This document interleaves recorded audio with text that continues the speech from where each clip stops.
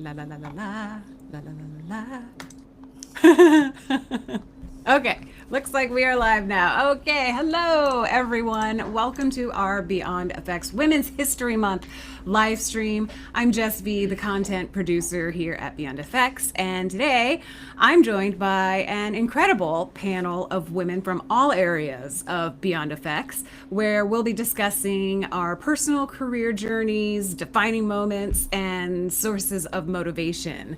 So as we come together during Women's History Month, I think it's a perfect time to celebrate the achievements and leadership of women, both past and present.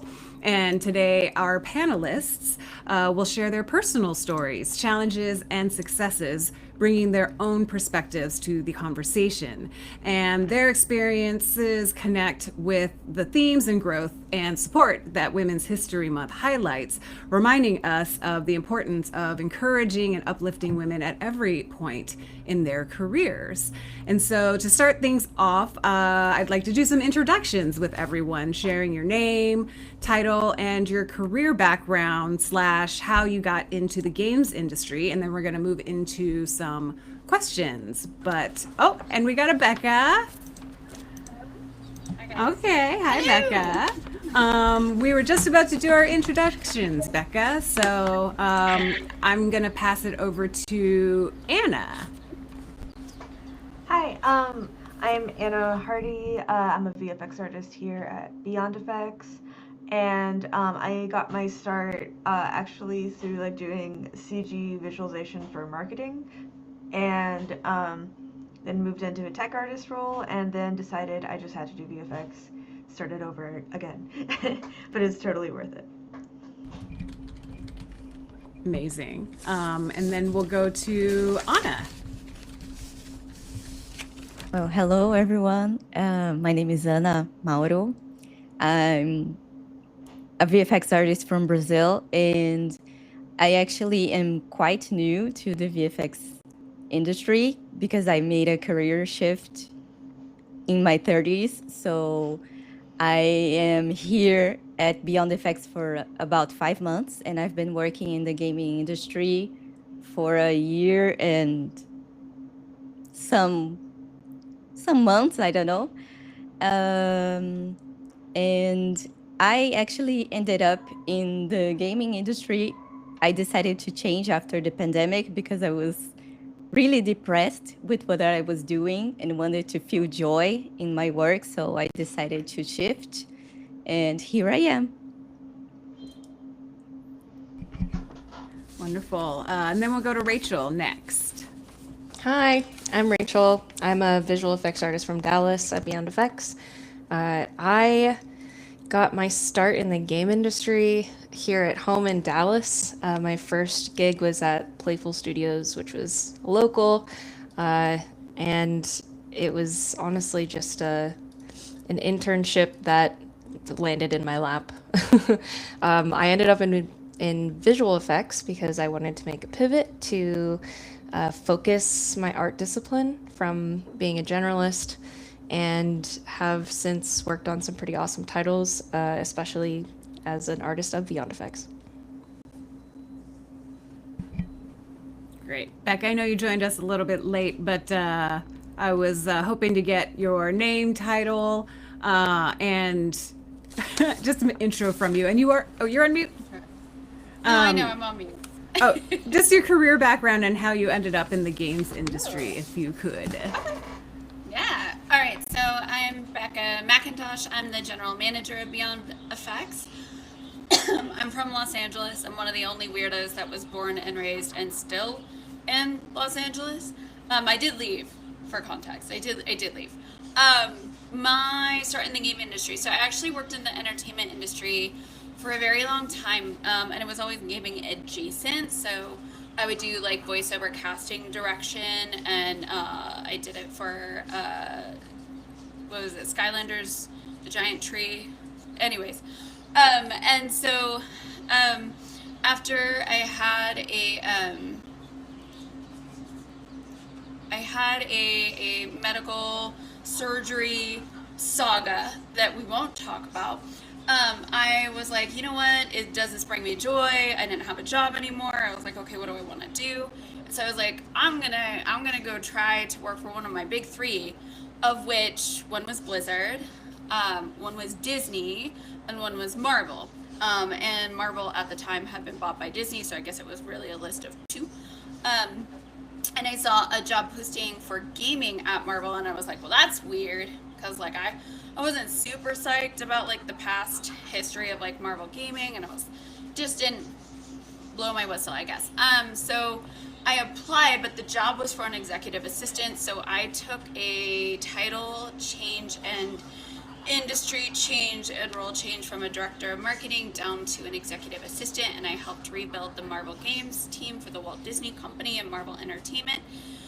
And I was there for almost a decade. That team is still going strong and kicking butt. And after I set up that team, I left to join Beyond Effects, and now I'm here working for some of the most talented people in the entire industry.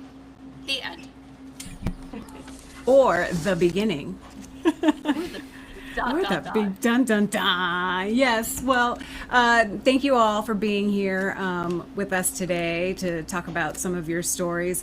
Now, with those intros, was there a defining moment or experience that influenced your decision to go into gaming? And I'd actually invite you all to answer this question. I want to make this very conversational and lighthearted, so feel free to answer as you will. I'll start. Yeah. Yeah, so I originally had not majored in game development in college, but I was not super happy with the decision, the major that I was pursuing. And my mother at the time was in the market of ergonomic office furniture, and was one of her clients or potential clients was a game studio. And they happened to have some time for me to just like walk me around and see what was up, because I was a gamer.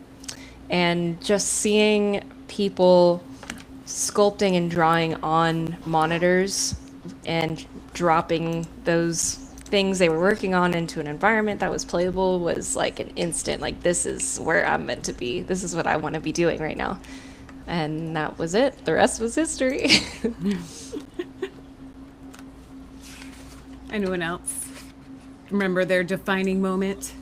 For me, it was making these RPG Maker games when I was in high school. For my best friend at the time, I created like kind of like a 6-hour campaign, and I really loved it. And I replayed it with my wife recently, and it aged horribly.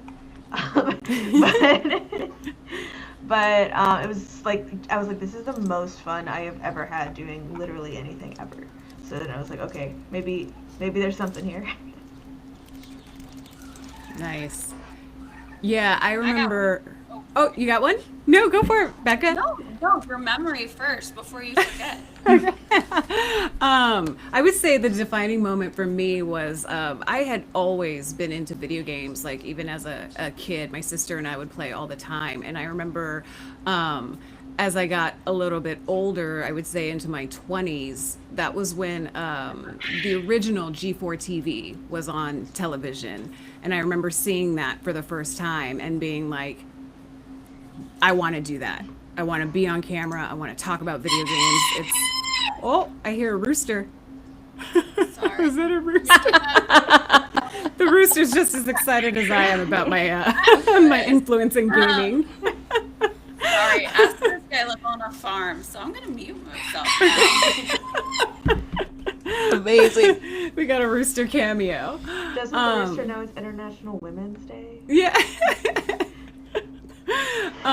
And so I literally moved to Los Angeles from Austin, Texas, having no idea how I was going to do it, but I knew I wanted to do like something on camera in the video game space, talking about video games. And I ended up doing that for about 10 or 15 years before I pivoted into kind of like behind the scenes of gaming. But I always remember that as that defining moment that like changed my life, because I moved out of my hometown. I did something I had never done before, which was actually like talk on camera, and it just grew from there. And I have no regrets. So, Becca, were you going to say something before? Not worrying about my rooster. He's so disrespectful to international women. You know what he's doing? He's talking about how lovely his wife is and why she's the best hen ever. I mean, that's a great advocate right there. About. Actually, he hears me talking to people and he wants attention. But yeah, so I think for me, so I mentioned like I wanted to work at Disney or Marvel, and then seeing the gaming job. That's right, Rooster Boy. And then I remember talking to my friend about it, and I was like, I don't know, like gaming, and they're like, dude, you're like the biggest World of Warcraft raid leader we have. Like you should do that for a job. And I'm like, I don't think that's not a job description. But all my through playing World of Warcraft, by the way, that's right, it's for the Horde, as the rooster is saying, and I'll fight you about that. Like all my friends were like, you should do this, and I was like, I'm not an artist, I'm operations, but they're like, they need that too, and that was like my pivotal, like, oh, huh, maybe they do. As my Snuggie the rooster agrees. Yeah, so that was kind of like the pivotal of like friends going, no, you're a gamer, right, Rachel, because you said you were a gamer. I was a gamer too, and then I didn't think it was a real job because I'm older. And like my mom still doesn't know what I do. She doesn't think gaming's a real job, bless her heart. But yeah, it was just like this kind of my friends going, no, do it. So it started as a dare, and when the interview was happening, one of the questions was like, are you a gamer? And I was like, dude, how much time do you have to talk about World of Warcraft raiding? And it's been gaming ever since. We also have some chatters, some familiar names in our chat room that want to say hi. We have Lee, and Lee says for the Alliance, though. Becca, this is already starting a fight. And we've got Fast Marmalade, and we've got Lucas. So hello, everyone. Welcome to our live stream, and thank you for joining us. So going off of that, so before you were in the gaming industry, is there something that helped you break into the industry?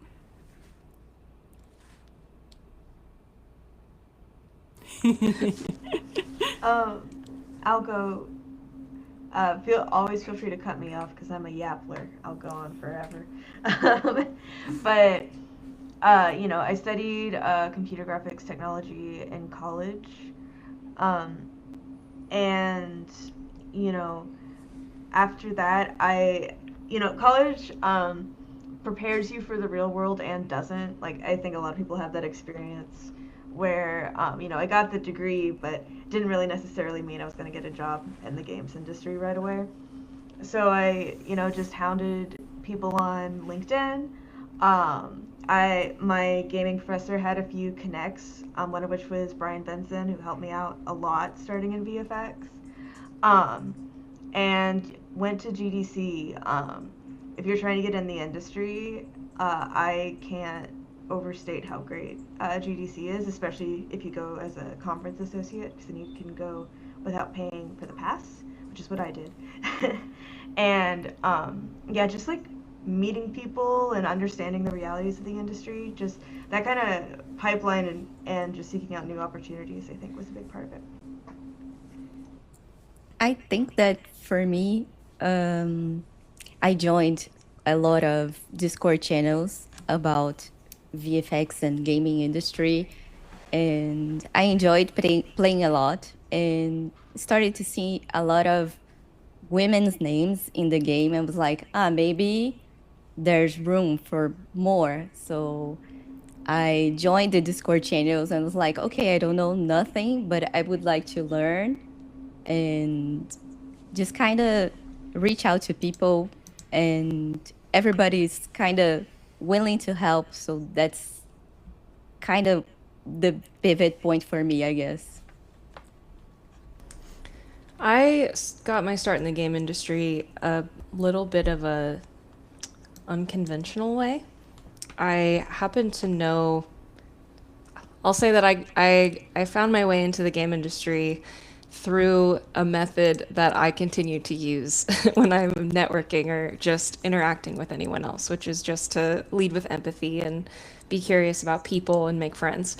But I happened to know someone who was kind of like a neighborhood mom when I was growing up, and I hung out with all of her kids. And then when she heard that I was pursuing a local game dev program in Dallas, she reached out to me, and she just happened to be the executive assistant of the CEO of a game studio. So I brought him French macarons after she invited me in for a tour, and it went really well. But yeah, leading with empathy, being curious, and just wanting to make friends. It's definitely continued to help my pursuit of my career, not just in the beginning. Macaroons would win me over too. I gotta be. Oh yeah. I honestly, she had told me that she and the CEO, like their families would go on vacations together, and they loved the Lauderie, which I don't know if I'm saying that right, but it's like the birthplace of macarons in France. Oh. Yeah, it's a bakery, and that they loved it. And I was like, I was making these, like I was selling them at the time. I'd just make them for people. And so I spent probably like 6 hours making 3 different kinds just to bring to the CEO of this game studio. So you're basically saying at our next Christmas party, you will be making and bringing us macaroons? Yes. Okay. We have that on, it's recorded, so. Yep, it's on the record now. I'm gonna jump for just a second because Julian is trying to help me with my audio, so I'll be right back. Sure. Okay. Yeah. You want to help me with my booster? Yeah.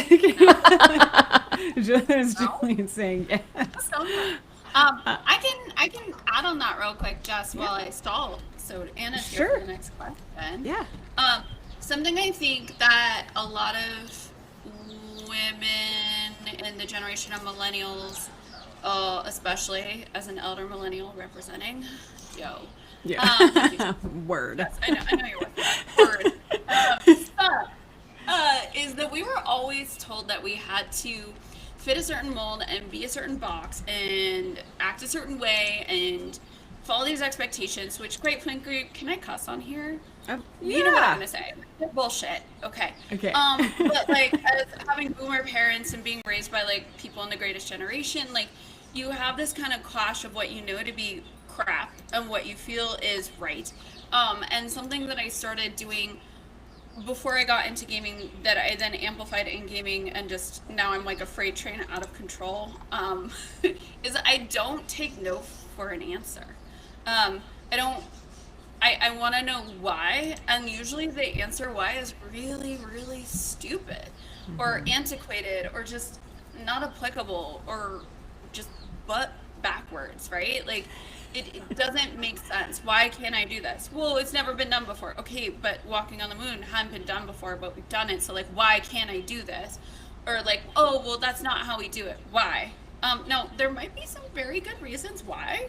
Like, why don't you take 12 rogues into a raid? Well, it's not going to work, guys. It's just not going to work.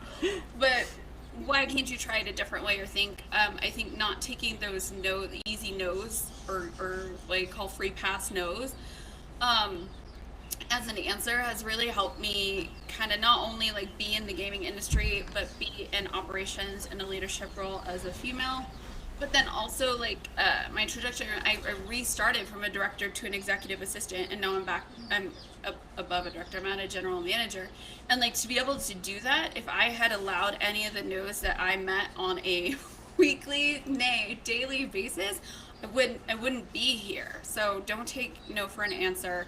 Be respectful when you ask why, because maybe there is a real answer. Usually there's not. But yeah, don't take no. Yeah, I love that. I had my own experience with not taking no for an answer. When I was still doing my hosting career stuff, I was relentless in my pursuit of networking, and I always had a business card on me, and every time I got someone else's business card, I like immediately would message them the next day and be like, it's so nice to meet you, and like send them all of my stuff, so that I was always like fresh on their mind, so that if they did ever have like an opportunity come up, it's like they had my card with my headshot on it and all of that stuff. But it's great that you all kind of have like this same story about breaking into the industry, where it's like networking, just putting yourself out there, like exposing yourself to the right kind of people, so that you are remembered when these kinds of opportunities come up. And I think that's really cool, and a kind of a important message that I think anyone who's watching this should kind of, remember. We also have a really great message in chat here from a wild elder. Appreciate everyone at Beyond Effects Studio for hosting this event. Can't express how awesome it is to see a wonderful group of panelists providing their experience, background, skill set, and so much more. It's truly and greatly appreciated. Well, we appreciate you being here too, a wild elder. The next question, moving on. I know we've kind of already talked about this, but it's about how your career path has evolved in ways you didn't expect, because it seems like we all came from sort of different backgrounds before we ended up in VFX or at Beyond Effects. I definitely was not expecting myself to be a visual effects artist by now. Yeah. Yeah, it mostly came out of a necessity for a job. Generalists are not that there aren't really like job roles for 3D generalists, and my dog is about to growl at squirrels, so I apologize if he barks. But yeah, I pivoted to visual effects from generalism because I just needed to be more employable. But it wasn't the only discipline that I was looking into. It was just the one that was the coolest and the most satisfying. And then when I dove headfirst into it, fell in love with it immediately, and felt so kindred among other visual effects artists, just in regards to curiosity and technical adventures and just all these creative ways that we can pull our effects off using every tool at our fingertips. But yeah, that was my unexpected turn. I didn't really expect to be an artist of any kind, because I thought I was probably more technical minded, and I had very much this like schema about myself that I was not good at art. And I realized I was limiting my definition of art, and underestimating how learnable of a skill art is. I think a lot of people think you're either good at it when you're X age and then or you're not good at it. And even though art's a lot of work to get good at, it's also really rewarding and totally worth it. I love that, actually. Oh, sorry, go ahead, Anna. No, I was gonna say that for me it's been a surprise every day, because I didn't expect to be able to work with VFX given my background, and also I was surprised. It was a good surprise knowing that there are still opportunities for women in the gaming industry, regardless of where you live or how old you are. And it's kind of, you have to take the leap to make the change and reach out to people. And for me, it was like, okay, I have to gather the courage to try to do something, and it paid off. So I'm happy every day. Like, I'm very surprised to be here, and it's been amazing. Yeah. Anna, I love your background story. I think it's so cool that you started in literature, basically. And remind me, were you teaching as well?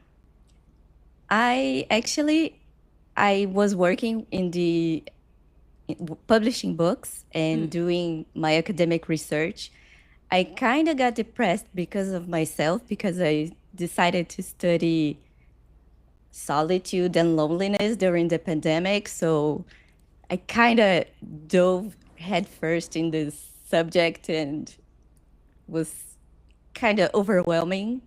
So that's kind of what happened. You committed to the subject. Yes. You're being very meta. Yeah, I see. And then I just had one more question. Remind me. So when did you make your transition, or where did that inspiration come from to transition into like gaming and art and VFX from literature? It was in 2023. I was finishing my thesis about loneliness, and I was staying at home a lot because I had to write, and the pandemic was still going hard here in Brazil. So that kind of took a toll on me. And then I started playing Baldur's Gate to kind of like put my head on something else. And then I saw the game was really amazing. It was like an early access. And I was like, oh, this seems so cool, so different than, I don't know, talking about people being isolated. And I was like, oh, this magical world is so amazing and these visual effects are so cool. Maybe I can try to do something like this. I can feel joy again. So that's why I decided to give it a try. So I finished my doctor's degree and started to study VFX. Amazing. Go Baldur's Gate 3. That's so cool. Yeah, Amen. I think that game touched a lot of our lives. Like, because I know I had a very deep emotional. Anna. I knew it. I was like, there's no way we're talking about Baldur's Gate 3. And Becca's not going to bring up the time that I Eldritch Blasted her because I was very tired during a extra live stream. It was like 4 a.m. where you were, right, Anna? Maybe well, 5? We started at like 4 a.m. and then it was I made it 4 hours almost without incident, and then it was at the very end. I was like, oh no, gosh. And I was so new here when that happened too. It was hilarious. That was nice. It's a fun inside joke that we have amongst the team here, and now everyone knows as well. Yeah. Oh, here's a fun inside fact. Anna. Mauro is our first teammate with a PhD. Our only teammate. That's so cool. That's amazing. That is incredible. Yes. Yes, thank you. That is a very fun fact. I can answer this too, Jess, if you want. I would love it. I think I always wish that people, I guess this is going to sound weird, at like my level, when I wasn't at my level, would answer these types of questions. So yes, it is Dr. Mauro too. Yeah, Dr. Mauro, yeah. Just call you doctor. So, I did not expect to be a general manager. I've always like been operations track, so like COO, which is what I was before I transitioned to general manager or CEO, whatever you want to call it. And that comes from like it was like a deeply personal choice. Like I am this like the right hand. I'll be the second in command. I'll be the person behind the curtain, like doing all the cool things. And it took Keith Garrett, our founder, going, you'd be really great at like doing this. And I'm like, are you saying that because you mean it, or like why are you saying this? And he and I went back and forth on it for a long time, very long. And he finally just kind of shoved me into it. So it's exercising different skills that I know I have or can refine, but I didn't expect it. I was expecting to be operations overlord forever. But alas, now I'm the general manager of an awesome team, so not really alas, except I get shot by my team. So, Poor Anna's never going to live this down. Never. It's okay. Never. I am a warlock by nature, so like at least it was an Eldritch Blast. Like if it had been like Witch Bolt, I'd be like, oh. But Eldritch Blast is my signature cantrip. So It's okay. I'm not even mad about it. I just Best cantrip. I just love to you. Oh. All right. Well, I have a quick little speed round break that I wanted to do with you all. It's just a quick, maybe like one sentence answer to this question. If your life were a video game, what genre would you want to live in?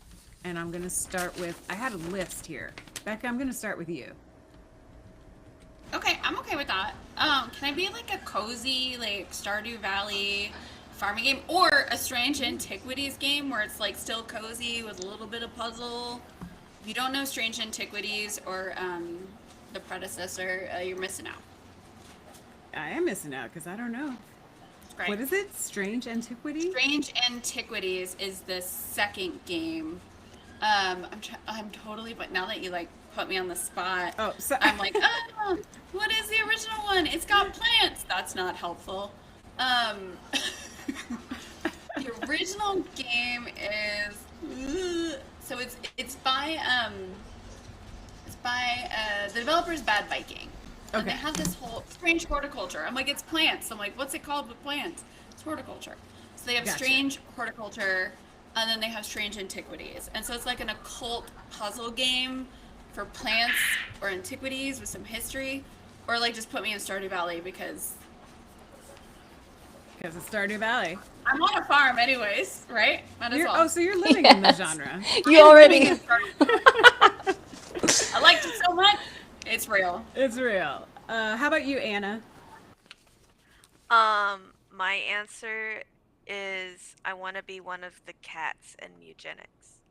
And you're like, oh, Anna, don't all the cats end up maimed in some way?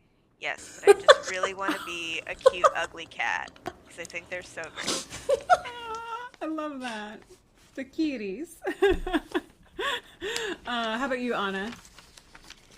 I would love to live in Overcooked, and I was looking up the genre, which is chaotic co-op, couch co-op, and I was Ooh. like, oh, this game is so crazy because you're like in the kitchen, it's so hectic, but then you just grab your car and you start driving around like nothing ever happens, and you're not going to a mission and hate all your friends for 5 minutes. So that's what I would like to live in. Amazing. And then Rachel. Well, I was gonna say a cozy game, but since Becca has claimed this, I choose something like Power Wash Simulator, where there's like no danger. Yeah. It's just here is task, satisfying task, complete task. Yes. I used to have a power washer and it was so insanely satisfying to see Yes. that thing on my driveway. I'm just like, ah. I know there's a subreddit about power Oh washing. yeah. And so it's Oh a yes. thing. It's a real thing. I'm trying to think of what genre I would want to live in. I would have to be something sci-fi, like something in space or something. To be honest, if I could live in like Mass Effect, I'd be okay with that. I'd be okay with that. Meeting all these cool aliens, traveling to all these different worlds, assembling my team of badasses to go fight some like crazy thing that's threatening mankind. Like, I feel like that's the genre that I'd be super happy in. See, So, with like I would action join your adven- team.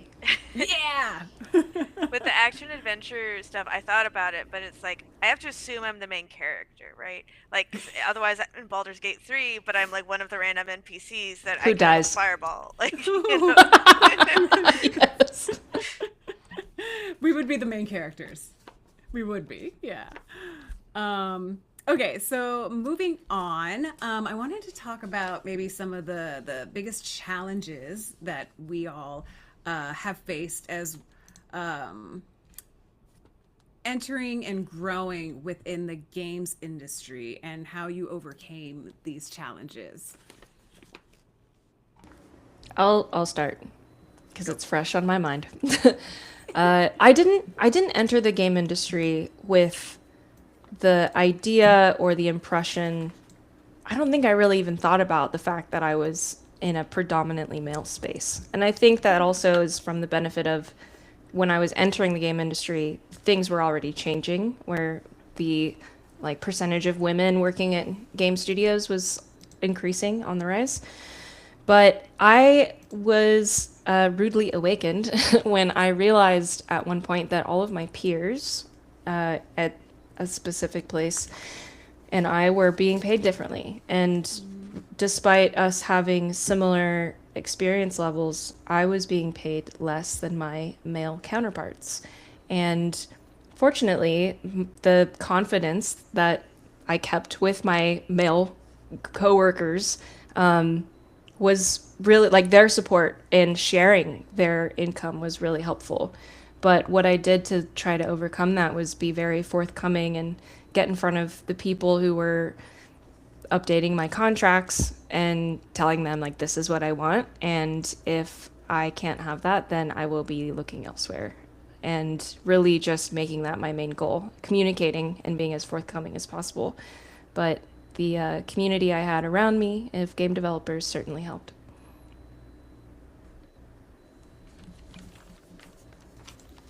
Anyone else? I think for me, I mean, you definitely like experience microaggressions or whatever here and there. But when I read this question, one of the first things that came to mind was just like my actual like internalized misogyny towards myself. I'll try not to get too spicy here, but when I was in college, Gamergate was a huge thing on the internet, which was like a misogynist movement um, towards women who want to be in gaming spaces. And I was just, I don't know, I think just watching that on the internet and not really understanding that the internet's not real life yet um, really freaked me out. So I was like, oh my gosh, I have to, achieve at like this super high level, or else I'm gonna be a fake person. People are gonna think that I am like a problem, and I think I really got in my own head and in my own way more with that than it was helpful. And um, of course, there are always people who you know don't support women, but honestly, in my experience, um, I've mostly met just like really supportive people in the industry of all genders. Um, and so yeah, I would just say I wish I could tell myself to loosen up and like it's okay. And don't think of like, you know, as a woman I need to be better. Like just be yourself, you know. I love that. Yeah. That's something.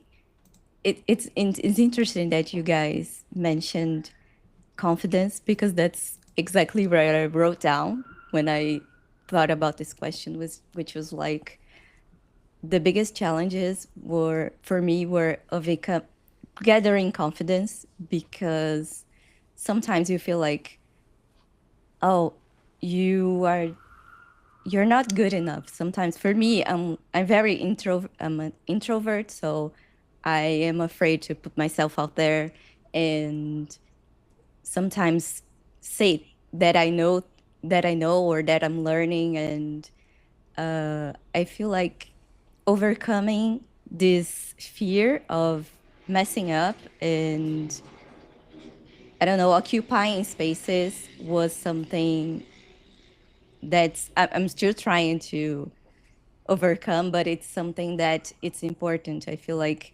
sometimes we lack confidence in ourselves, but we are always like cheering for everyone else. I speak for myself. I'm like the biggest fan of all my friends and a lot of artists, but sometimes I'm like, oh, I'm not gonna show my work because this is nah, never mind. So that's something that came to me, like the first thing that came to mind. Yeah. I can jump in real quick because Rachel, you mentioned you kind of entered the game industry when it had gotten better, but I didn't necessarily, I wasn't in it when it was at its worst towards women. But I will say I was in it while it was still changing and it was not great. And it's gotten better and we will continue to get better. So I'm not going to be like Debbie Downer here. But what I would say, one of the biggest challenges was finding allies, but then making sure they weren't fake allies, and that realizing that people could say that they're there and they have your back and they'll support you, and then in the moment they just tuck their tail and run, or say nothing when you like look at them like, I thought you know, like we rehearsed this, we were like, we had a whole thing and like we role played, and then like you were there but you like climbed up, dude, what happened?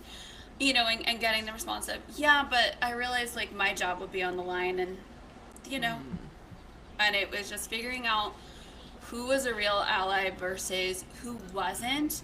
And it's taken a lot of therapy and growing to not blame the people who were what I call false allies. And I do hope that they look and reflect upon themselves.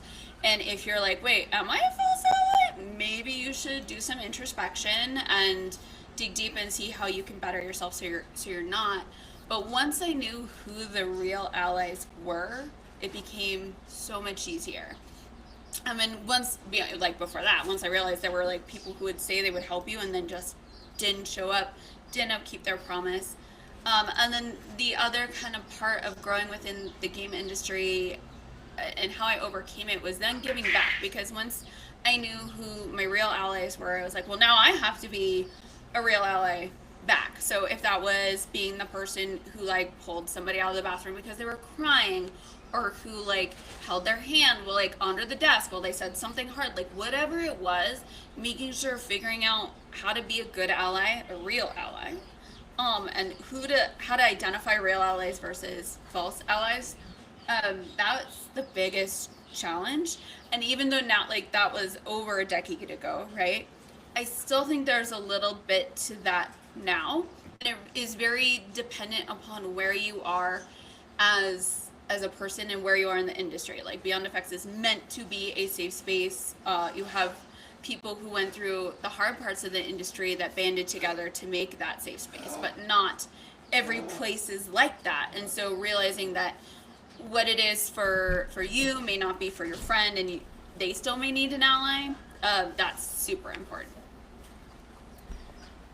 Yeah, I think one of the biggest challenges that I faced coming into this industry was being told no, like being told that someone wasn't going to hire me for this like on camera opportunity because I didn't like fit the criteria of the brand and all of that stuff.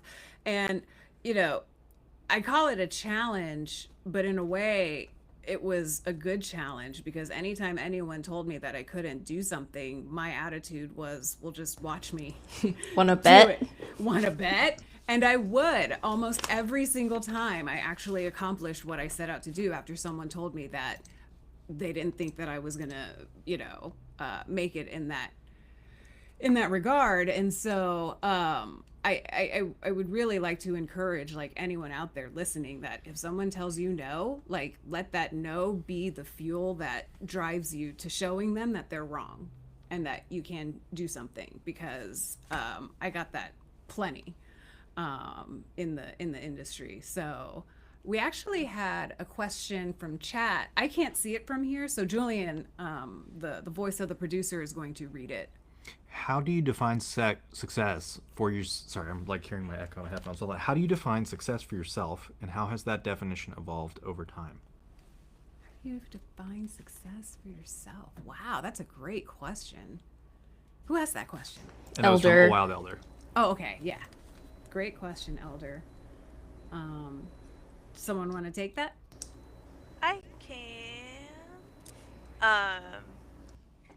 So for a long time, I was kind of like, I mean, growing up, I was a theater kid, and I write, and I'm in video games, so I was like, I want to be in the credits. Like, that was a big thing to me.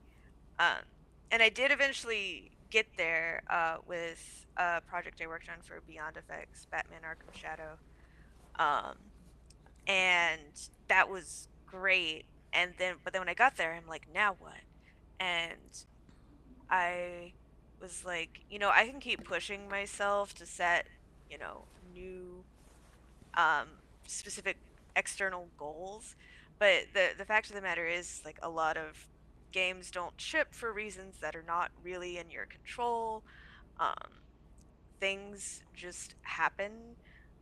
So really, I've just kind of changed my definition to success to, um, am I doing what I want to be doing, like right now? And if I'm not, then then there's goals to set in there. But if I am, it's like I'm happy. Yeah.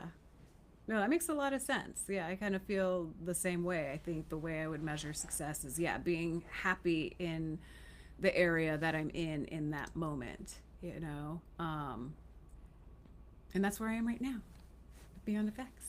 So I feel very successful. Yay. Anna or Rachel? Or I've been yapping, so Anna, if you want to go. I totally agree with Anna. I feel like you have to set goals for yourself so you can keep going and know where you're going, but also feel like you're enjoy the all the tiny little wins that you get every day. I feel like being successful means feeling confident in yourself and feeling happy with yourself, but also feeling good about where you are. Like if you are a kick-ass artist, but you are working on a project that you hate, I feel like, okay, you're making a lot of money, but you need to enjoy yourself. I believe that because I used to like what I did and it made sense for a long time, and then it didn't. So that's why I decided to change and create new goals. So I would say that success is like doing these baby steps that you need to get to where you want to be. absolutely. My original definition of success when I entered the game industry was similar to Anna's, which was seeing my name in the credits. And once that goal was met, I started to meet gamers who were playing the game that I worked on.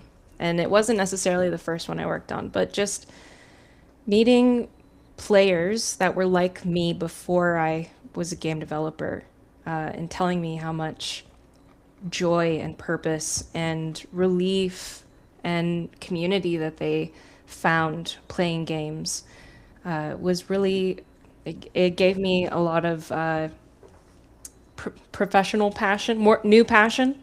But today, I think my definition of success is kind of based on this Venn diagram of it's like four circles, and they're like, one of them is something that you love, the other one is something the world needs, something you'll be paid for, and something that you're good at. And when some of these circles cross, it is defined as like, oh, this is passion, or this is a mission, or this is a profession.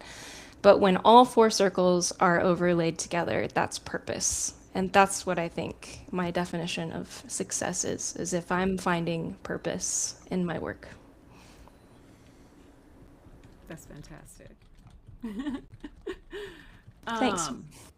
Yeah, I wanted to go back and read a few of our chat comments. I'm trying to scroll back up here because I missed a whole bunch, but I don't want you guys at home to think that I'm not seeing what you're writing in here. Oh, Wild Elder says, I love that several of you started out in some other form of employment sector of the industry and found your way to VFX. I'm in a similar boat myself currently, age ratings, but I'm starting to dive into other facets of the video game industry, sound design, UX, UI design, and VFX. Hearing these journeys, I lost my chat. Oh, it was such a good comment. Let me see. Oh, hearing these journeys has inspired me that I too am heading in a proper direction. So thank you everyone for sharing. I love that comment. That's great. Don't worry, I already sent him the grenade explosion from our YouTube channel, the tutorial for Oh, making your first explosion. That oh, was great. awesome. Yes. Oh I my did God. that. Yes. You Shameless did? plug for our tutorial. Yep. Yes, yes. On our YouTube channel, BFXU, how to make your first playable grenade explosion. Um, and Julian is in that too. I know you're just hearing his voice, but if you want to see what Julian looks like, go There's watch his that hand. tutorial. There's his hand, yeah. um, let's see. I have my list of questions here. What was I? Oh, okay, yeah. Have you guys seen the games industry change in terms of gender diversity since you started your career? And are there things that you think still need that changing? Definitely. To answer the first question, I think the growth of just now my brain is not working. I think that the growth of inclusivity is directly reflected by the characters that we see in games and the stories that games are telling. And those stories are getting much more diverse, at least in the last 15 years, maybe even 20 years. Uh, we've seen women as playable characters in games, but now we're seeing women who actually like are living experiences that are more relatable, or maybe they look a certain way that is it feels more realistic to us. And that's again like a direct reflection of where it is because those stories come from the people who are making the games. And when you have more diverse game developers, you have more diverse stories. Yeah, there's definitely been a lot of really cool female protagonists to come out Yes. over the last just even 10 years. Yeah. And it's really cool. And you know, they're really great games and really great stories and it's nice to kind of see the diversity at the forefront of a lot of these things. Yeah, I have not been in the industry the longest time. Well, I guess it's been a couple years. I don't know. But I definitely think, things are moving in a positive direction in terms of gender inclusivity. Um, Something I noticed though is that leadership roles are still, with Becca wherever she is, being a She huge had to bow exception. out. Yes, she had to bow out. um, but a lot of leadership roles, especially like in the creative, like director type roles, are still uh, pretty male dominated, and so I'm hoping we keep getting to see that shift as well. And I think just like this is probably true for almost every industry. I think we can continue to push ourselves in terms of diversity beyond like man and woman, like every um obviously other degrees, but also just like everyone on the gender spectrum. Um, Games just should be a safe place for everyone to be a great artist.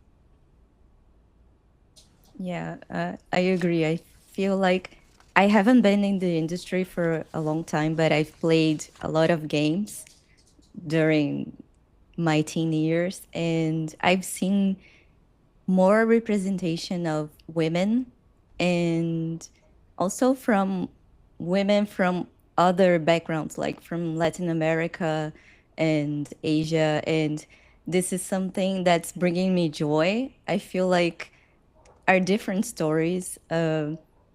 There was a game that launched that didn't make a lot of success, but it was called Soul Mask, and it was inspired by Latin America, and I felt like, oh, this is Brazil. And a friend of mine was saying, oh, no, this is Chile. No, this is Venezuela. And it was so cool to see other cultures being depicted in the game and seeing history of women like, I don't know, Horizon, the protagonist is amazing and she saves the world. And then Yes.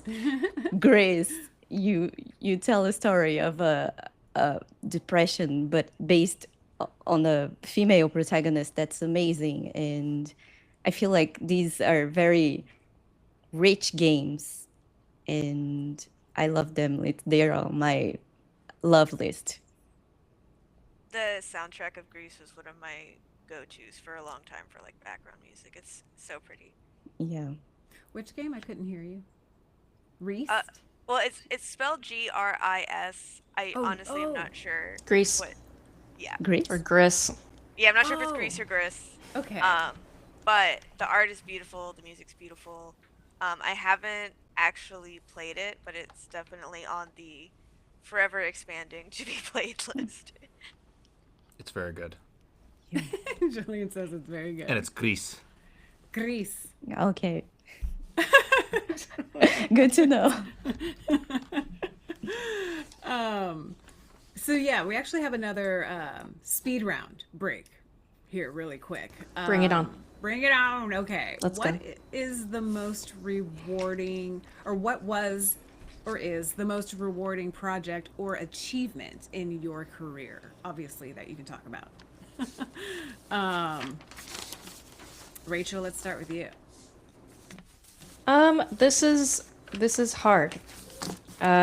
Because I'm so lucky to have had some pretty notable achievements in my career already.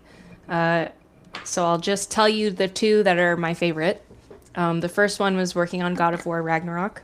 That was my first game credit as a visual effects artist. But it also is partly the reason that I'm here at Beyond Effects. Just from the people that I met and the work I was able to get out the door under the title of under the title of God of War.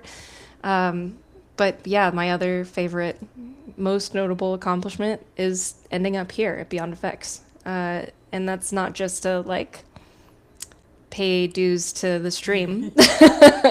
I have had the beautiful, and so have these three women here, have the beautiful privilege of getting to work with multiple teams across 2 years. I get to work on multiple projects in such a short amount of time, which is really unusual in the game industry. Typically, you're on the same project for several years. I've got to work with so many different engines and tools, and I just being here has made me explode into this artist and this person that I was not even planning to be yet. So yeah, there you go. Nice. Anna, do you want to go next? Sure. Short version. Well, it probably is Batman Arkham Shadow. I was just telling the story that, it's a VR game, so it doesn't like have a disc. But for the first time, I went back into like a Target game section, and they had little gift cards for Batman Arkham Shadow, and that was like the first physical representation I've seen of it in the real world. So That's I took a cool. picture, posted it to Facebook. Love. And Anna? I think for me, I'm proud to be here at Beyond Effects with amazing artists that I've been looking up to for the past 3 years, and it's crazy that I'm here. This was totally unexpected for me, and also one thing that I'm surprised and proud is that I have been able to help aspiring artists from Brazil as well. Sometimes they reach out to me and say, "Oh, I want to learn and do what you do." And I just started, but I was like, okay, this is the path that I was on, and this led me to join a few podcasts, and I'm like, okay, I'll just tell my story, but there are a lot better artists out there. So, but I kind of just, okay, I'll go with the flow, and I try to say yes to a lot of things that people ask me, because I feel like that's a way to grow, and I feel like that's why I'm here.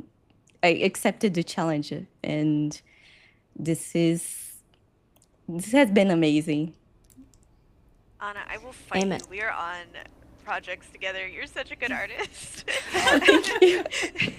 It's nice to hear. I wasn't fishing for a compliment, but I'm No, I know, really... but women, no, genuinely, I do the same thing all the time where I'm like, ugh, I'm not actually like a good artist, and I don't know. I'll trying to get it out of myself, the self-doubt, so I'll try and get it out of you too. Oh, awesome. Yeah. We're here to be your cheerleader. Yeah. Anna, Rachel, we'll just cheer each other on.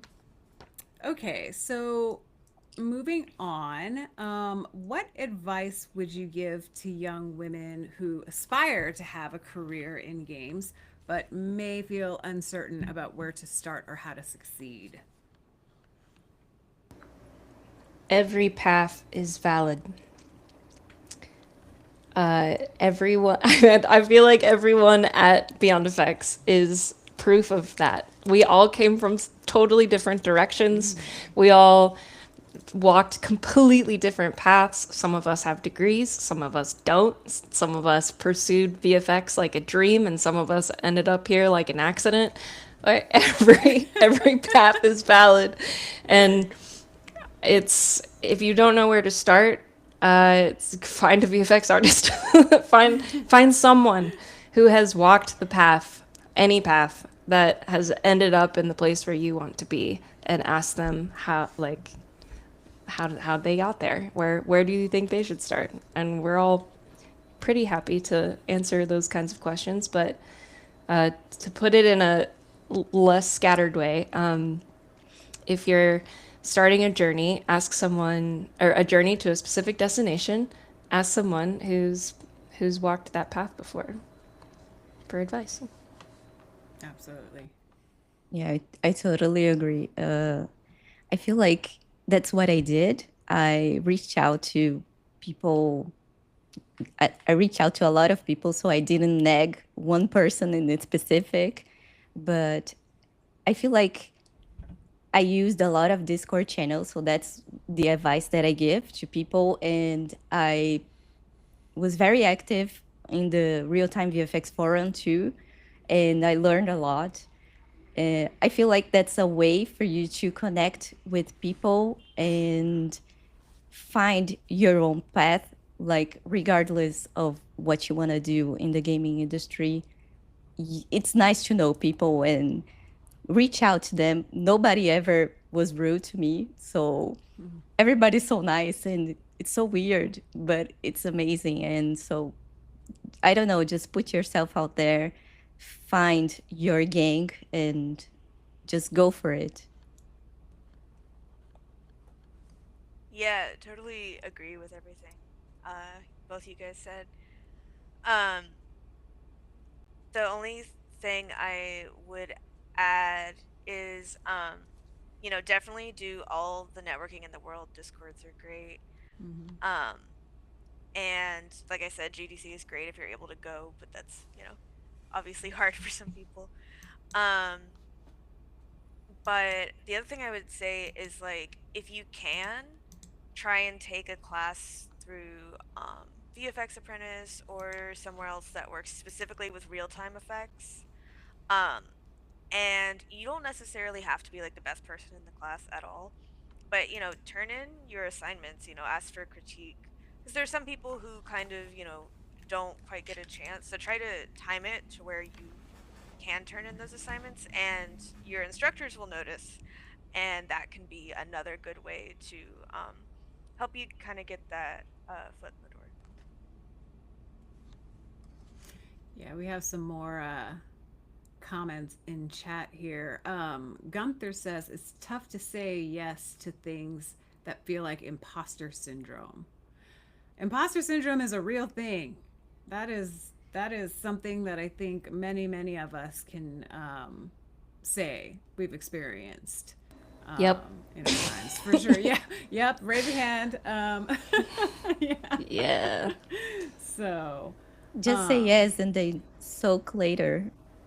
Yeah, Like, I mean, if you say yes, then you'll later have the experience to combat your imposter syndrome. yeah. there's also the fake it till you make it. Yep. It's like yeah, I can do that. Like yeah, no problem, got it. And so just know that a lot of us have imposter syndrome, but it's like if it is an opportunity where you get to say yes to something, just remember like you are being asked by someone that thinks you can do it, so you should believe that you can. You've fooled someone. So you're doing something right. You're either a fantastic imposter or you're just skilled. So Yeah. win-win. Either way, it's a win-win. Yeah. It's gonna work either way, yeah. Yeah. There are definitely lots of people who are not qualified that are very confident. Oh my So- gosh, yes. I think about that Might all as the well. time too. Yeah. Yeah. And then Lee made the comment, we're the sickest ragtag team out there. That's a fact. Yes. That is a fact. Um, I love the actual imposters don't have imposter syndrome. oh, Very yeah. true. Yes, fast marmalade. Have the confidence of an actual imposter. Yes. Okay, so moving on. I guess going back to the question that we were just talking about the career advice or for people who might feel uncertain about where to start or how to succeed. I was going to ask, is there like a question that you guys get asked the most from aspiring women in the industry? That's a really good question. Nothing comes to mind yet. Yeah. I mean, I think maybe like the one question is like, how to get started. But, I think we have kind of answered that a lot in this panel. And that's about like the networking and the putting yourself out there and, that kind of stuff. But I was just wondering if there was anything else that maybe you guys had heard that I haven't asked yet.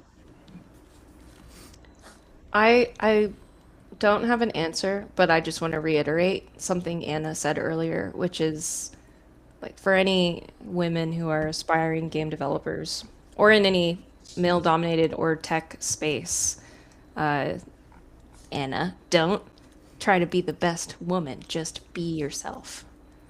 Or don't try to overcompensate because you feel that being a woman is requiring you to. Just do it as you are. Very true.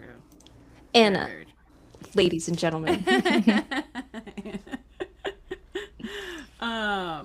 So what skills or qualities do you think are essential for women to thrive in the games industry, and how can they prepare for them? Well, I think I can answer from my point of view. English is not my first language, so I would say communication skills are essential for you to make it up there, and always be open to feedback. If you have imposter syndrome and you get feedback and you're like, oh, this is better than I expected, I feel like these are two things that worked for me. Like knowing English was like halfway there, and then I don't know, just resilience to study and to learn. I feel like this is very important because it's not easy. I say for myself, I feel like I'm learning every day, and there are a ton of things to learn. But this is something that people came to me and asked, do you think I can make it? I feel like everybody can make it if you put the effort. And I feel like this is what you need. Like, keep going, keep trying, and I don't know, study 6 hours a day. I don't know how much time you have free. Just do it, right? Yeah. And just to kind of go off what you're saying, Anna, I wish I could follow this advice myself, but when you're learning something new, I think patience is a very important thing because, like I said, just speaking from my own personal experience. If I'm not like immediately good at something, I'm like, oh, I guess this isn't going to work. I'm just not cut out for this. And so I'm trying to teach myself patience, and to just sit there and expose myself to the information, even if I'm not like creating something, like just looking at it and familiarizing myself with like basic vocabulary of like a tool that I'm using is like better than not doing anything at all and giving up. And so just a reminder to be patient with yourself. It's going to take time. Every graceful you of just master was once a clumsy beginner. I think I'm like so full of quotes today. I need a coffee table book of quotes Right? from you, Rachel. I love My best quotes.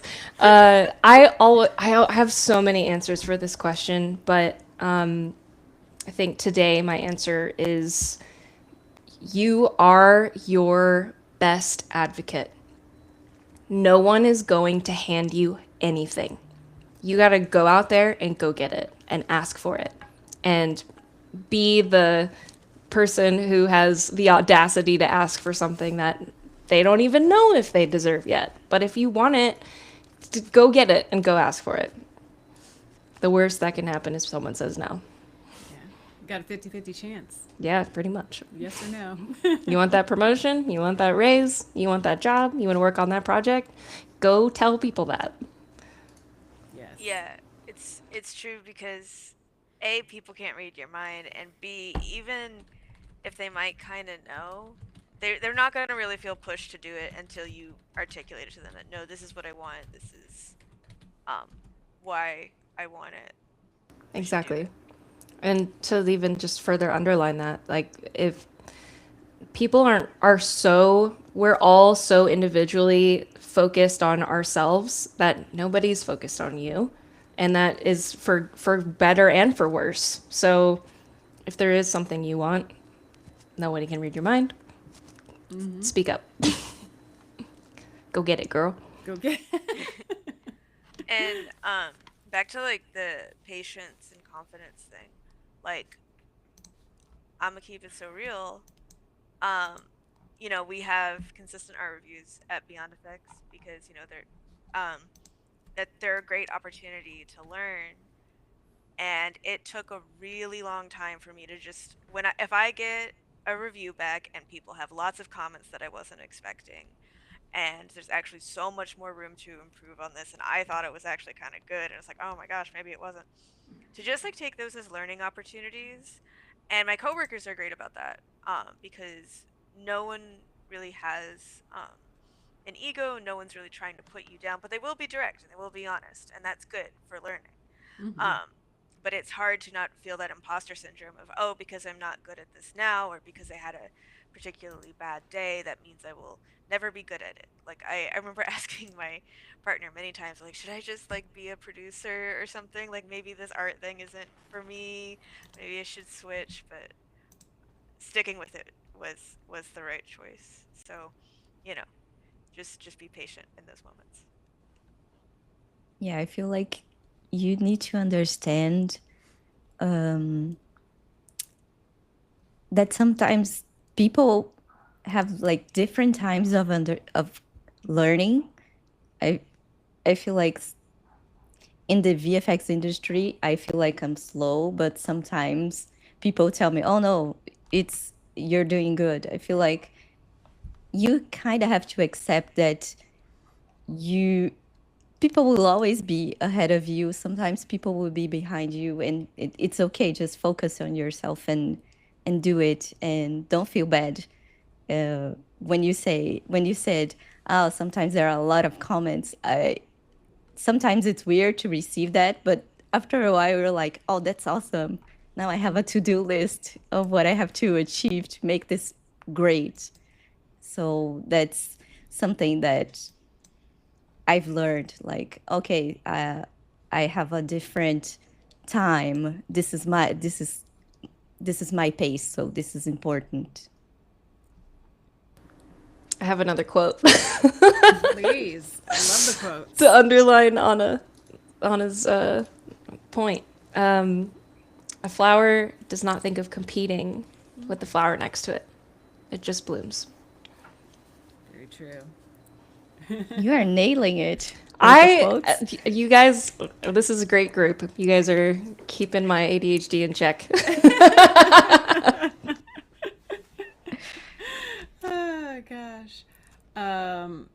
Yeah, I like what you were saying, Rachel, about the like the advocating for yourself and going out there and asking for what you want to get what you want, and when you believe in something to, you know, obviously tactfully fight for it. And you know, I know there is a balance with that too, like you can't just go in and like start demanding things and wanting it to be your way, or otherwise, you know, there are scenarios where that can be like difficult to work with. But Certainly. yeah, but I think knowing what you want, having that goal, and once you have that goal, you have the steps. You can make the steps to achieve that goal, and I think that's something that's really important as well. And so, yeah, these are all great. I'll add one more little thing to that. Please do. And of course, brain just poof. Happens to me all the time. I get it. Right, yeah. To add to that, it's also totally valid to be like, okay, I want to ask for what I want, but how do I do that? Who do like go to someone more senior or veteran that you maybe is veteran in the industry you're working in, and ask them for help. How do I ask for what I want? Yeah. Totally valid question. Oh, I think that's fantastic. Learn from your seniors or the people above you. Oh yes. Definitely. It's great. Have you all encountered any bias or stereotypes in your career? And what strategies have you used to navigate or challenged them? I think for me, one of the biggest things that just has happened to me personally is I just read as emotional to a lot of, I think especially men, but maybe people in general, because I can get pretty sad pretty easy. And part of that is on, you know, me to like, you know, like art review. Sometimes you just have to have a thick skin.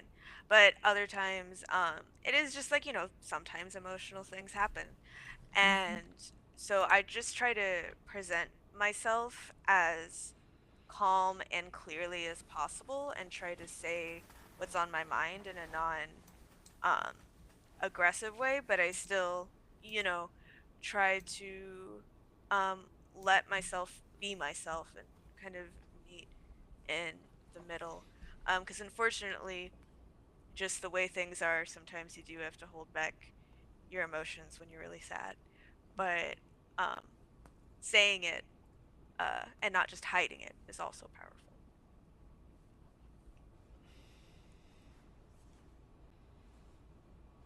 Please, Rachel, go because Okay.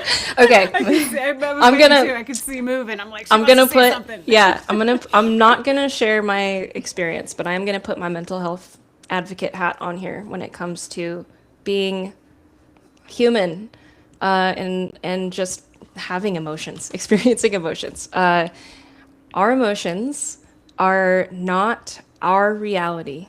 They are feedback from our body about what we're going through. And so any feeling that you have, whether or not your opinion of what you're going through is valid, your emotions are still valid.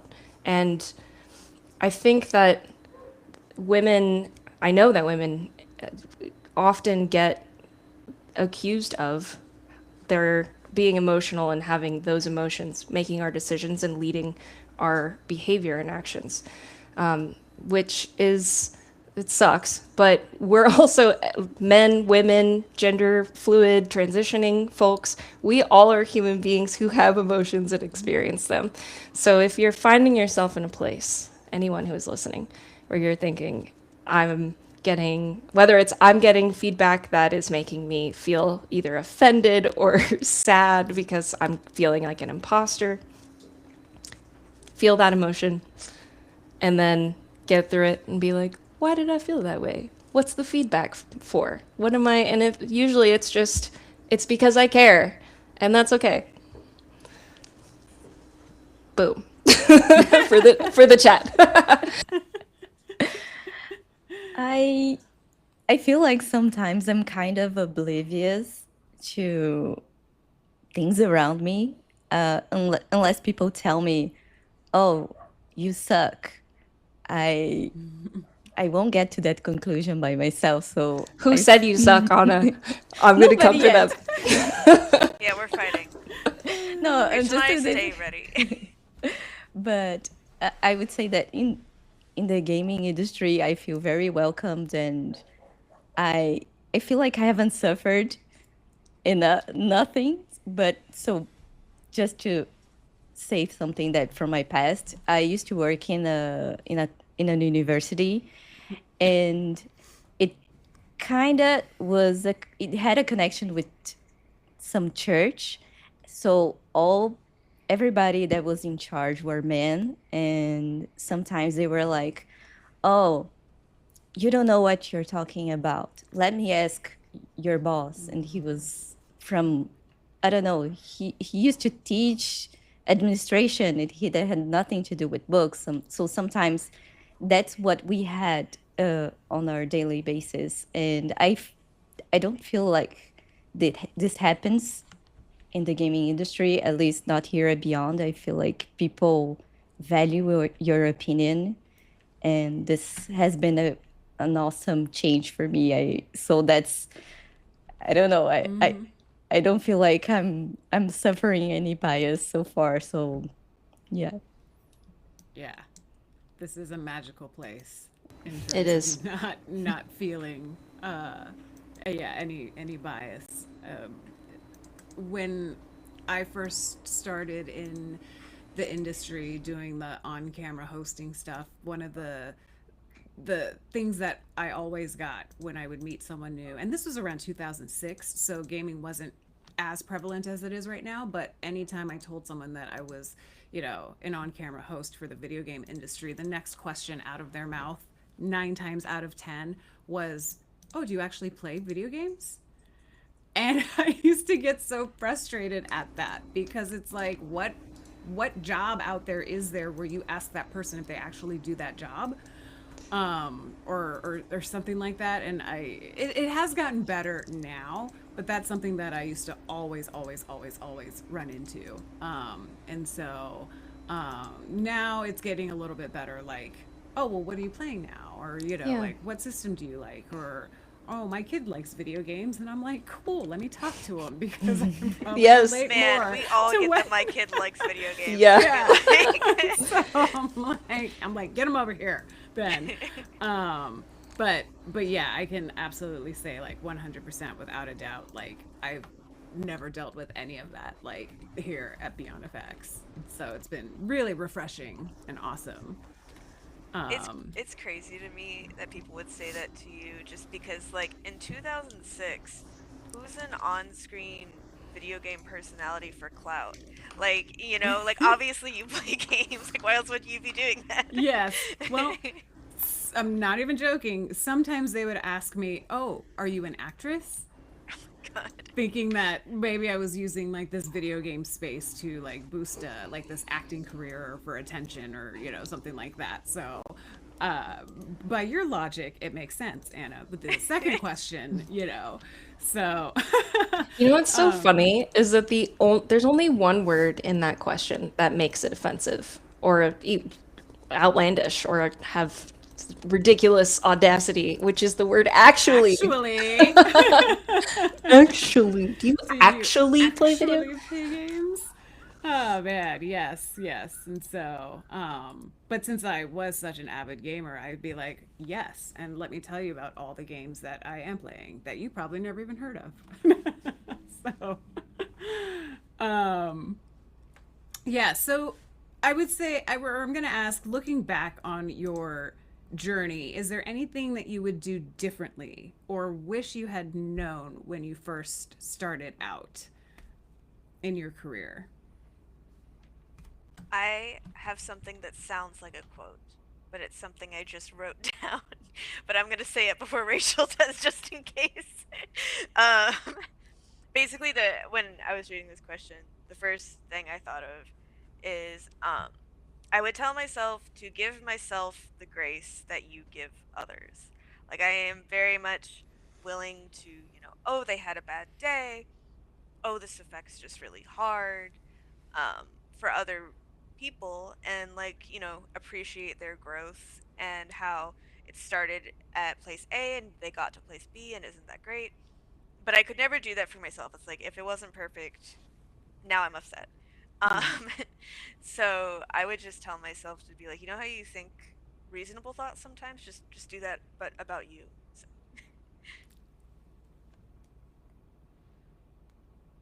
I'm gonna steal a quote as my answer from Olympic ice gold medalist Alyssa Liu, and that I would not give myself any advice looking back because she'll figure it out.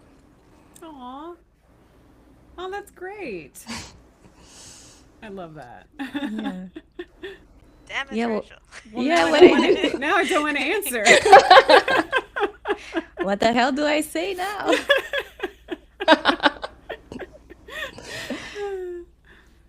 I think that for me, it's kind of weird. I would say just start sooner. Go live your dream before, like, just do it. Be brave and do it. But I feel like it would be a totally different experience. I don't think I would have the resilience and the patience to learn if I didn't have the background that I have. So it's an advice that I probably shouldn't accept for myself. I don't know. I feel like there's a different time for everything, and I feel like it's what Rachel said. Just you're gonna do it. Just no advice. Just go. Just go for it. Go for it. Get it, girl. That's actually the best advice. Get it, girl. Yeah. Get it, girl. I'm thinking what I would do differently was maybe just be a little bit kinder in the self-talk to myself. Like, I'm obviously very happy with the path that that I've had and that I've taken, but I will admit there were some days, or there can be some days where it's not all positive self-talk, and I know that happens with everyone, and that's going to happen. But I feel like that is something that I would like to do differently, especially going back to what we were talking about when you're learning something new. It's like, would you speak the way you're speaking to yourself to someone else who's trying to, learn what you're trying to learn? Like, that's not how you would talk to them. So why are you talking to yourself like that? Type stuff. I think that's the one thing that I would try to do differently. I love all of the answers. Me too. Everyone's been great. I mean, that's kind of like the majority of all the big, serious questions that I had for you guys. I do have a few more speed round questions if we wanted to just do that really quick before we wrapped up. I have, who has been the most influential woman in your career? And it doesn't even have to be someone from the industry. It could be someone in your personal life. It could be, whoever. Who is she? I'm literally so upset she's not here to hear me say this, because I was gonna do it just to embarrass her, but also because it's true. But I was gonna say Becka McIntosh because, like, genuinely, I don't know, she's really helped me learn how to advocate for myself. As you might have been able to tell, Becca's kind of like that girl. So She is. She's Boss. really helped me a lot. My other answer was Anastasia Opera, I think is how you say her name. I don't know her personally, but when I was trying to get into tech art, her work was just like insane and really, really inspiring, and I based a lot of my early portfolio work off of what she was doing. So Beautiful. Rachel, do you want to go next? Sure. I would say the most influential woman in my career is Dawn Wills, who is the woman who basically opened the door for me and is the reason I ended up with an internship at all at my first game studio. And she was, to me, simply still, she is like the mom in the neighborhood that I could like go to her house. Anyone could go to her house and would feel right at home. But it was her. Thanks, Dawn. Yay. Thanks, Dawn. I think for me, I would say it was my advisor during my academic life. She was like 70 and she started teaching when there was only, she was like one of the first women to be hired as a teacher at the university. And she was amazing because she decided to occupy all the spaces, and she would hire like amazing women, amazing teachers, and she would create like these study groups to let us talk about what we want. So I know that she's not from the gaming industry, but I feel like she was a role model in like occupied spaces, even if they are just mainly men or they're not welcoming you. Just like put your foot on the door and do it. And I feel like she was very brave, and that was something that inspired me a lot. Amazing. Yes, yes. I think I would probably have to go with my big sister, Jennifer. She's obviously always been there my whole life, and it's kind of funny because we used to fight all the time as kids. Like, oh my god, my poor mom. Like, As you do. Yes, we were horrendous to each other. But she was always the one that motivated me to really, as they say, step outside of your comfort zone. She's the one that in middle school, like, told me to try out for cheerleading. She was in choir, and I loved choir. I wanted to follow in her footsteps, and so I joined choir, and like all these things that she either encouraged me to do or that I did because she was in it, made me a better person. And so excuse me, even moving out to Los Angeles was a big reason. She was a big reason because she was already living out here. And then I told her that I wanted to do this whole on-camera hosting thing, and so she was like, just come out, hang out with me, live across the hall from me. We weren't roommates, we lived across the hall from each other in an apartment complex. So It's probably healthier. it's kind of ideal. absolutely. And I want to say thank you so much, because anytime we would tell people that, they would say, why don't you guys just live together? It's cheaper. And I'm like, clearly you all get it. Here. Boundaries. That's exactly it. That's the Oh my word. gosh, thank you. Gosh, it only took 20 years for someone to understand that. Okay, next. Who is your favorite video game character of all time? Any character. Oh, go ahead. Go ahead. I love Hornet from Hollow Knight. She's like so badass, and I have a tattoo of her here on my back. I That's just awesome. can't show it. But she's like, I don't know, she's so fierce, and I love her. I usually answer this question the same every time, which is Aloy. But I think doing some reflecting this year, and especially on, as we've talked about, like more inclusive representation in games, I really love the portrayal of Mael from Expedition 33, because she's not Stole just my answer.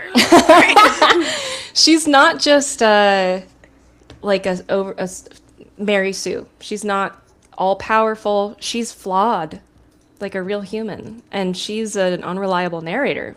much like a real human.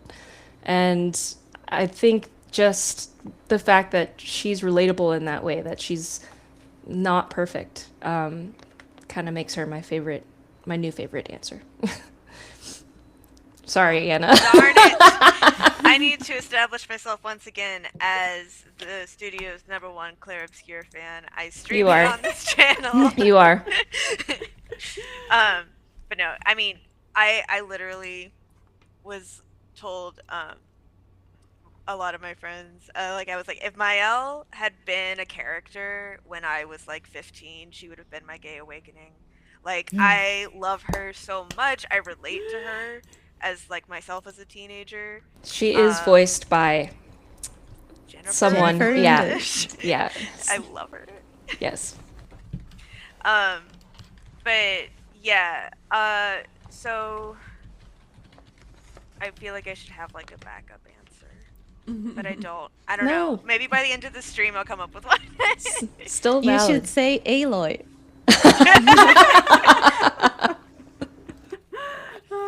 Well, I remember you mentioned Bayonetta at one point, Anna. I do love Bayonetta. Yes. She's incredible. Shout out to one of my besties, Cereza, also a Bayonetta fan, who may or may not be on stream, depending on French time zones. Yes, I loved Bayonetta. I loved the first Bayonetta game. It was so amazing. I have been saying this for years, and I think it still holds true, but Chun-Li is my favorite Classic. character. I know, like, it's so easy to fall in love with so many, like, different video game characters, because there are some, like, really, really amazing characters out there, but for some reason I always come back to my good old Chun-Li. I mean, she was such an icon. You know, she wasn't this damsel in distress. She was out there kicking butt, you know, against these giant dudes in Street Fighter, and you know, she was trying to avenge her dad.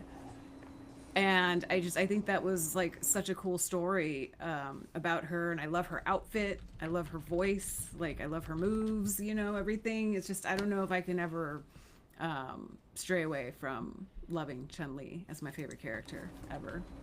And so I will add that Chun-Li was one of those characters that as a kid and as an Asian woman that I didn't realize how important representation was until I saw it. And Chun-Li was definitely one of those characters for me. 100%. And I'm so Yeah. glad you brought that up, because I think I feel the same way. Like, I used to go to the arcade, and the only thing that I was, you know, interested in was playing fighting games, and I always picked Chun-Li because I'm like, it's a girl. It's a girl. That's me. That's me up Yeah, there. I want that girl, yeah. And they made her so badass. So I mean, she's way less badass, but like I was the same way with Princess Peach growing up. It was just like, that's the girl character, and Yep. I am a girl, and I would like to play the game. Thank you. That's like basic representation importance. Honestly. yeah, really is.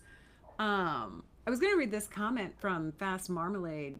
They said, shout out to all the women, but specifically the Japanese women I've recently learned have been in the video game space for decades and either had to be credited under a male pseudonym or not be credited at all.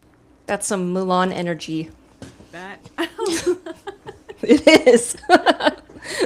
Another crazy. example of representation. I But had yeah, no idea. me either. That's amazing. That actually Yeah. happened to one of my favorite game developers, Yoko Shimamura. She's a composer, and she's, you know, really known for her work in Final Fantasy and Kingdom Hearts. I am also the premier Kingdom Hearts fan of the studio. But she worked on like Street Fighter 2, I think, and she had to use a male pseudonym for her work. Wow. That's heartbreaking. Shout out to the Japanese lady devs. Let's go, girls. Yeah. Okay, and then I guess this is the last question that we have. What's your favorite game of all time? I know it's a hard question. I know, because we all have like 10. But like, if there's something that you would tell your friend like, oh my gosh, you haven't played this game, you have to play this game or I'll never speak to you again, what would that be? Baldur's Gate 3. Yeah. It's just so good. I've It's played it like 4 times and I still am finding stuff I've never even heard of, like encounters and NPCs, and it's just crazy how much work was put into that game and how much heart and character and nuance and just representation and everything is in there. It's just a wonderful, I get wonderful so game. lost in that game. Yeah. Well, both because I can't find my way around, but also emotionally I get lost in that game. Like, it's just so, like, when I first started playing it, I remember I would, come home from the studio here and I would just be thinking about it on the way home. I'm like, okay, I'm going to eat and then I'm going to get on my computer and I'm just going to play and I'm just going to, like, I was just in love with like all the Yeah. interactions and the people that I was talking to, and I'm like, is this healthy? Like, should It's I be this emotionally invested in these games? yes. So yes, Baldur's Gate 3 is Oh yeah. mucho. How It's many also- runs do I have to play to be your friend? You have to at least get through the first act. That's Oh, all that matters. I Okay. so agree. Yeah. Nobunga says it's on my list. Been playing so much Metroid lately. Samus is pretty OG. That's Yeah. true. That's true. But when you do play it, you'll have plenty of people to talk to about it. Oh yeah. You're gonna have things to say, I promise. Yes. Anna, I What, think for me, my favorite game is, Julian, help me. It's Gris. See. Okay. So that's actually how I say it in Portuguese. So Gris is actually one of my favorite games. The story really touched me, and visually it's beautiful. If you guys don't know, as you walked on the story, you free up different colors. So the game starts in just one color and you go through this journey of, no spoilers, but you go on a journey, and when you are at the end of it, the game is like in its full potential, and it's amazing. Full And color. yeah, excuse me. It's because Greece is great in Spanish. Oh yeah. It's a Spanish development team. I should have used Grease in my design principles GDC talk. It's such a great example of a use of color being like a whole character. keep in mind for next year. Yes. Yeah. I think we film these meet the team segments for those of you at home. They're on our YouTube page. They're these little segments where we kind of do these fun little interviews with everyone who works at Beyond Effects. And someone said it was Greece. Their favorite game was Greece, and I can't remember who it was. So this is the second time, Anna, that I'm hearing this game. So I need to go check it out. I think maybe it was Miguel. I can't. I it was think Angela Matthias. and Oh, go Angela ahead. also said to me, just when I just entered Beyond Effects, she was like, "What's your favorite game?" And I said Gris, and she was like, "This is perfect." So I Aw. don't know, maybe more people love it. Yeah, I'll definitely look at it. And then Anna, what was your? Well, Lee is yelling at me to say Expedition 33, Claire Obscure. Which I do love that game deeply, and I will be mad at you if you don't play it. But I think what I'm actually gonna say is Undertale, because Claire Obscure doesn't really have any queer representation, and that matters to me because I'm a gay. And also, Toby Fox, he's not totally a solo dev, but his kind of energy for Undertale came out around the same time I made that RPG for my friend, and I was like, 1-to-1, I will be Toby Fox, and like that's probably not gonna happen. But that was definitely a huge inspiration, pushing me in that direction. Yeah. Oh man, it's so funny. I came up with this question for you guys yet. I didn't think of an answer myself when I was writing them down, so now I'm struggling really hard. Because I feel like I would want to say like Portal. Yes. I think I played that game like No, that's so valid. 4 times. Because anytime like a friend came over, I'm like, you gotta check out this game, and I would like sit there and I would like try to watch them play it or whatever, and they couldn't really get through it, and so I'd get frustrated. I'd be like, okay, let me show you, just give me the controller. So I feel like I played that game like 4 or 5 times. And I used to Valve used to have a store where you could get like the orange box like merchandise, and so I still have like a Left 4 Dead hoodie. I have like this Aperture Science like bumper sticker. Yes. And I have like the companion cube like dice that you can like hang in your car window, like Fuzzy dice. the fuzzy dice. Yeah, That's like, awesome. I was such a huge fan of I mean the orange box in general, but Portal really. But then Julian said something the other day which made me realize Shadow of the Colossus, that game is like a masterpiece. And like there's like barely any, I don't even think the words are spoken in that game, but it is so incredibly beautiful. And I have fan art that I bought at like conventions hanging on my wall of stuff from Shadow of the Colossus. And so that is another just like masterpiece of a game, I think. So if those of you at home, if you haven't played Shadow of the Colossus or Portal, those are on my list. That's what I would tell people. Like, I love go Portal. play that. I can't explain it, but I think GLaDOS might have also been a gay awakening. Like, she's like my ultimate hear me out. Yes. Incredible. Yes, I love it. Oh my God. Okay. Well, this has been a very wonderful stream, ladies. Once again, thank you for hanging out with me or all together answering some of these questions. I hope those of you at home got some questions answered for yourself, had some insightful things go on for you. And thank you to everyone in chat who hung out and spoke with us. If you came in the middle of this, we're actually going to put this on our YouTube channel sometime later this week, so you can go back and look at things if you missed it. But until I guess we're probably going to do this every year, I would think, a Women's History Month type stream. And so we'll have more different streaming things coming up here soon. If you want to just pay attention to our social media, we will be posting about some of the upcoming cool VFX related things that we'll be doing here in the future. But again, thank you to my guests, Rachel, Anna, Becka, who left a little early. We really appreciate your time, and we will see you next time. Do you want to tease what's coming up next on our Twitch channel? Just a tiny tease? Is it confirmed, though? We're going to do it. We're going to do it? Yeah, we're going to do it. Sneaky secrets. Yeah. Okay. You can just do like a tiny tease. A little tiny tease before I say live. goodbye. We're doing it live, yeah.